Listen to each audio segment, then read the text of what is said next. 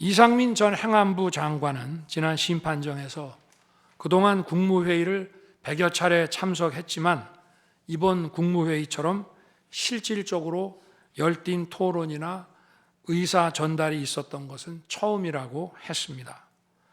국무회의 배석을 위해 비서실장과 안보실장도 통상처럼 대통령실로 나오도록 했고, 국가 안보의 문제이기도 해서 국정원장도 참석시켰습니다. 1993년 8월 13일 김영삼 대통령께서 긴급 재정경제 명령으로 금융실명제를 발표했을 때도 국무위원들은 소집 직전까지 발표한다는 사실 자체를 몰랐고 국무회의록도 사후에 작성됐습니다.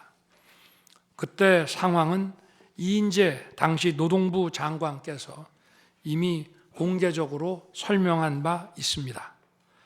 그러나 아무도 이를 두고 국무회의가 없었다고 하지 않았고, 당시 헌법재판소는 긴급명령 발동을 모두 합헌이라고 결정했습니다. 그 밖에 여러 쟁점들에 대해서는 변호인단의 변론으로 가름하겠습니다. 재판관 여러분, 그리고 국민 여러분, 저는 언젠가 해야 하고 누군가 해야 하는 일이라면 지금 제가 하겠다는 마음으로 대통령직을 수행해 왔습니다. 그래서 임기 전반부 동안 역대 정부들이 표를 잃을까 봐 하지 못했던 교육, 노동, 연금의 3대 개혁을 중심으로 국정개혁 과제를 과감하게 추진했습니다.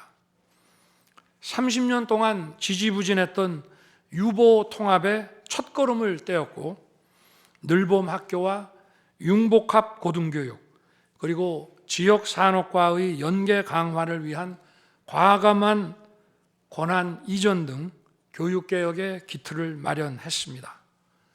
노사 법치의 틀을 새롭게 세우고 4차 산업혁명 시대에 적응하기 위한 노동 유연화와 노동 보호의 개혁 물꼬도 텄습니다. 국가적 난제였던 연금 개혁도 역대 정부 최초로 방대한 수리 분석과 신층 여론조사를 진행하였고, 수용성이 높은 방안을 만들어 국회에 제출했습니다. 대통령 임기 초반에는 국민과 유권자에게 선거 때 약속한 공약과 국정과제의 실천, 또 민생에 영향이 큰 사회개혁의 추진이 우선이기 때문에 이러한 스케줄에 맞춰 일해 온 것입니다. 어느 정권이나 임기 초기에는 선거 공약과 국정과제 이행이 우선이므로 정치개혁에는 신경 쓸 여력이 없습니다. 그러다가 전직 대통령들의 5년 임기가 금방 다 지나갔고, 변화된 시대에 맞지 않는 87 체제가 여전히 유지되고 있습니다. 정치가 국민을 불편하게 만들고 나라의 발전을 가로막고 있습니다. 또 국가의 미래를 결정하는 일에 미래의 주역인 청년들이 참여할 수 있도록 정치와 행정의 문턱이 더 낮춰져야 합니다. 제가 직무에 복귀하게 된다면 먼저 87 체제를 우리 몸에 맞추고 미래 세대에게 제대로 된 나라를 물려주기 위한 개헌과 정치개혁의 추진에 후반부를 집중하려고 합니다. 저는 이미 대통령직을 시작할 때부터 임기 중반 이후에는 개헌과 선거제 등 정치개혁을 추진하겠다는 계획을 가지고 있었습니다. 현직 대통령의 희생과 결단 없이는 개헌과 정치개혁을 할 수 없습니다. 그래서 내가 이것을 해내자고 생각했던 것입니다. 저는 여러 전직 대통령들이 후보 시절 공약하고도 이행하지 못한 청와대 국민 반환도 당선 직후 즉시 추진하고 이행한 바 있습니다. 자녀 임기에 연연해하지 않고 개헌과 정치 개혁을 마지막 사명으로 생각하여 87 체제 개선에 최선을 다하고 싶습니다. 개헌과 정치 개혁 과정에서 국민 통합을 이루는 데도 노력을 다할 것입니다.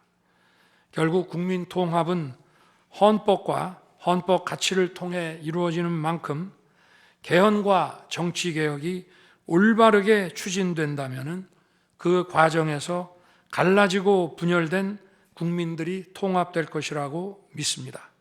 그렇게 되면 현행 헌법상 자녀 임기에 연연해할 이유가 없고 오히려 제게는 크나큰 영광이라고 생각합니다. 그리고 국정 업무에 대해서는 급변하는 국제 정세와 글로벌 복합 위기 상황을 감안하여 대통령은 대외 관계에 치중하고 국내 문제는 총리에게 대폭 위임할 생각입니다. 우리 경제는 다른 어느 나라보다 대외 의존도가 높습니다. 특히 미 트럼프 행정부 출범 이후 국제 질서의 급변과 글로벌 경제 안보의 불확실성에 크게 영향을 받을 수밖에 없습니다. 지금 우리가 국가 노선을 어떻게 선택하느냐에 따라 이 위기가 기회가 될 수도 있고 돌이킬 수 없는 재앙을 맞을 수도 있습니다. 글로벌 중추 외교 기조로 역대 가장 강력한 한미 동맹을 구축하고 한미일 협력을 이끌어낸 경험으로 대외 관계에서 국익을 지키는 일에 매진하고 싶습니다.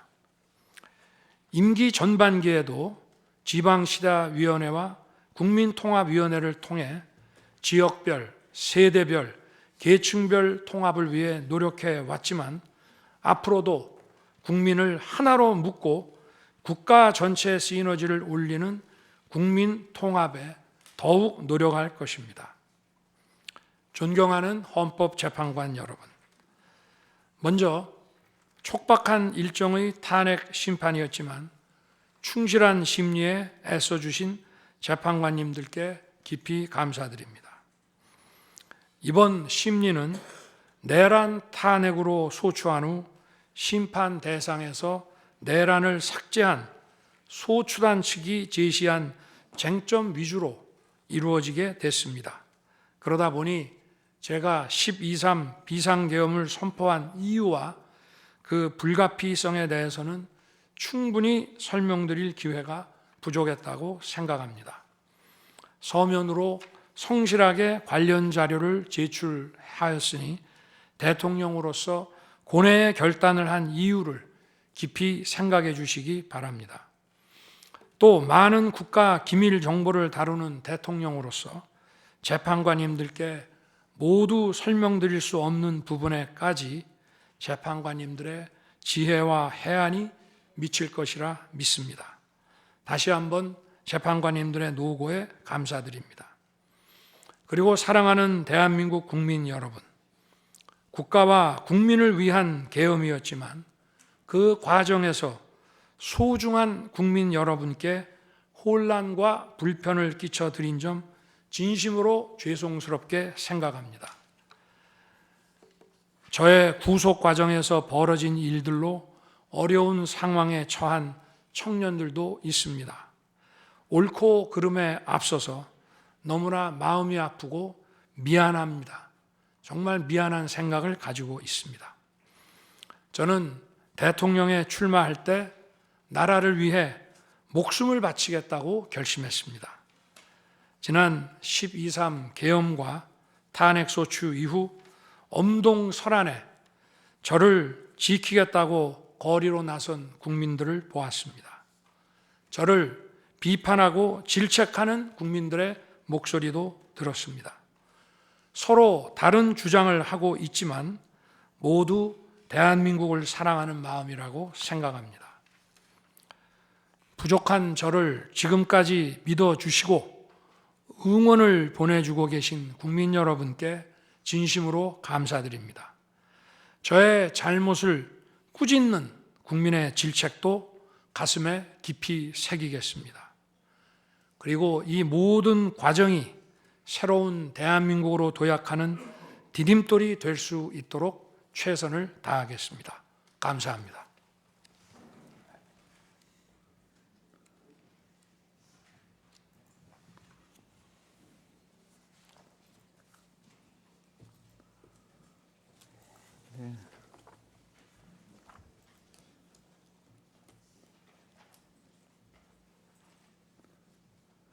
예, 이것으로 변론을 종결하겠습니다.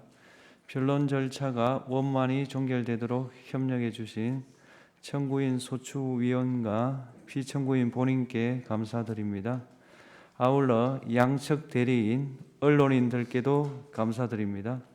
선고기일은 재판부 평의를 거쳐 추후 고지해 드리겠습니다. 이상입니다.